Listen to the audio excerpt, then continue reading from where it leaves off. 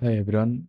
Today I will guide you through how to use Printify from the Philippines to start your print on demand business. First of all, go to printify.com and sign up for a free account. Fill in your details and you are ready to start. Once you are logged in, explore the product catalog. You can choose from t-shirts, mugs, phone cases, and more. Select a product to customize. Upload your design or create one using Printify's editor. Adjust it to fit the product, then click Save. Since you are in the Philippines, choose a supplier that ships internationally or directly to your country.